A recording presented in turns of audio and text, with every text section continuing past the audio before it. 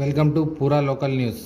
MLC ఎన్నికల్లో teachers, graduate సీట్లలో అద్భుత విజయం సాధించిన నేపథ్యంలో బీజేపీని ఇండియా టీమ్గా కేంద్ర హోంశాఖ సహాయ మంత్రి బండి సంజయ్ కుమార్ను విరాట్ కోహ్లీగా పోలుస్తూ కరీంనగర్తో సహా రాష్ట్రంలోని పలు ప్రాంతాల్లో హోర్డింగ్స్ వెలిశాయి.